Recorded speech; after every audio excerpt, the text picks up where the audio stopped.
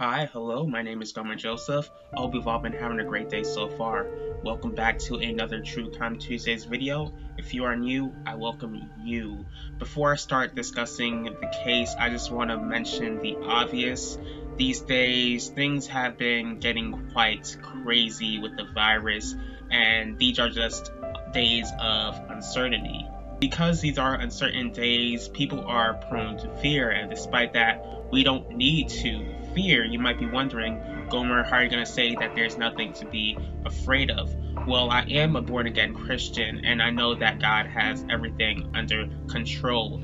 There was a time in my life when I repented of my sins and put my faith and trust in Jesus Christ alone. In these awful times, I just have assurance that no matter what happens, I'll be with him for all eternity after I'm no longer on this earth.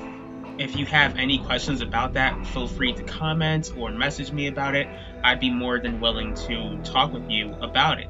And okay, today I'll be discussing the tragic murder of Janell Carwell. Like any murder case I discuss, this one is truly heartbreaking. This young girl's death was absolutely 100% preventable.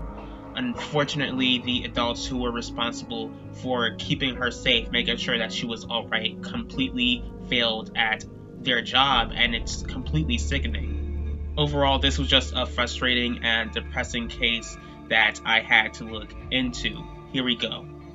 Janell Carwell was born on April 17th, 2001 as LaTania Janell Carwell, but of course, many people just called her Janell. She was born in Palestine, Texas, but spent most of her life in Augusta, Georgia. Her mother was named Tanya, and I couldn't really find anything about Janell's father, but she did have a younger sister named Tanisha. I hope I'm saying that right. People describe Janell as a girl who was loving, energetic, empathetic, full of compassion, a natural-born leader who brought the best out of those around her.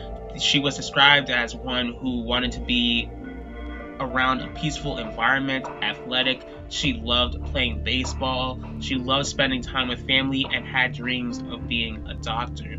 On April 16, 2017, it was Easter Sunday. Janell was not only celebrating Easter with loved ones, but she was celebrating her 16th birthday.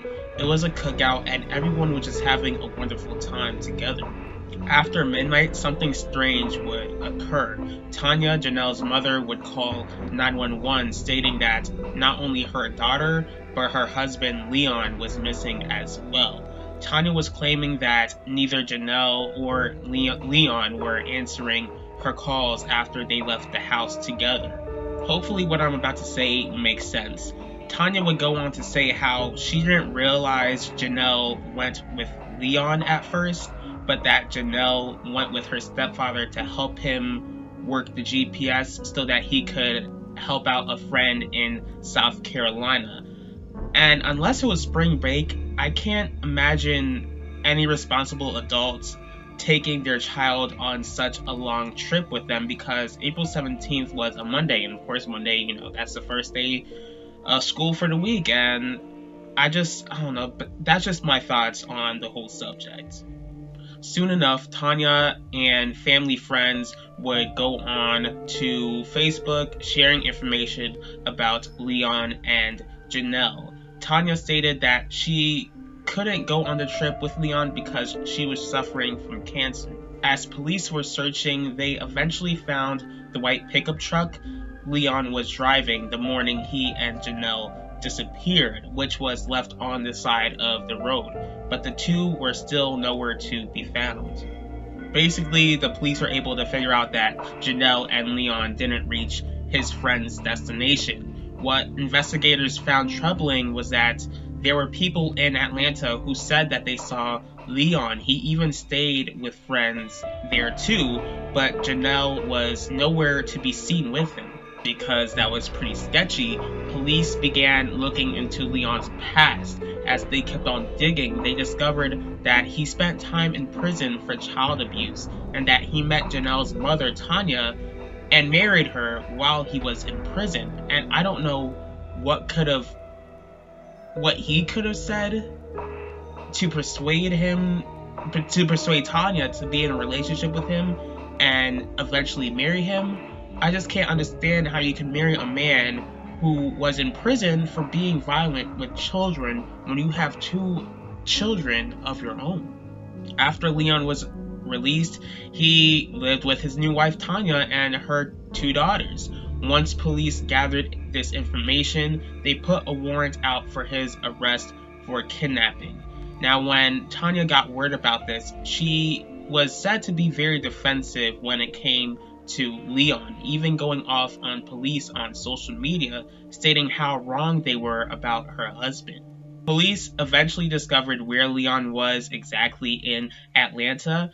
When they found him, they also discovered something surprising. They discovered that Tanya was right there alongside with him. At this point, I'm getting sick of Tanya. Since police found these 2 together, it only meant that she knew where he and Janell were this whole entire time.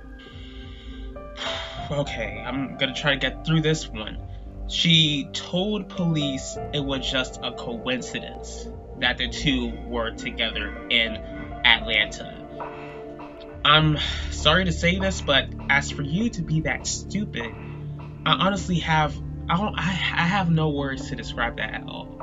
Like, you just happen to be in Atlanta while your child's missing, and again, you couldn't travel because you said that you had cancer, and you happen to find your husband there. Like, I've never been to Atlanta, but I know from what I've heard, it's a pretty big city, so you're not gonna find your husband there by coincidence. Police would arrest and charge Leon and Tanya, and after their arrest, family and friends were understandably surprised by all of this.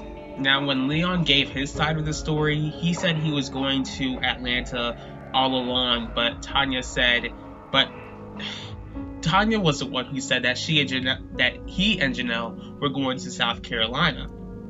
He went on to say that he eventually gave Janell money to go on a bus back to Augusta, Georgia. And obviously he was telling a lie, but if he was stating facts, that would have made him a completely stupid man. Like, why take Janell along with you in the first place if you're just going to go ahead and have her, who, Janell was being like a 16-year-old girl, why would you have her go back home on her own?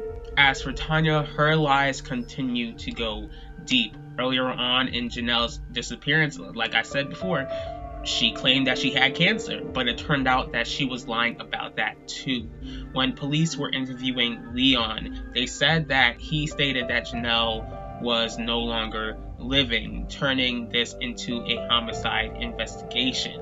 But they still had to find out where Janell's body was. A whole year after Janell disappeared, her body was eventually discovered on March 14th, 2018 in the backyard of an abandoned house. So far, it doesn't seem like Leon and Tanya got a sentence yet, but I do pray that they never see the light of day. Despite her own mother failing to love her, there were people in Janell's life who did love her and missed her deeply every single day. Just like any young person, Janell had so much potential, but all because her mother brought a man into her life who was an absolute monster.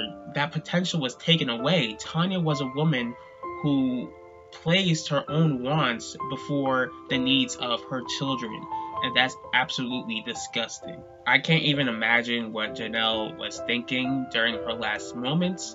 My prayers go to Janell's loved ones, and I can't even imagine the pain they go through every single day.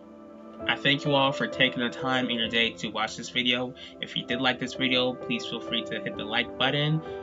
If you'd like to go ahead and share any thoughts on this case, please leave your thoughts in the comment section. And, just don't watch my video for, the information with this case.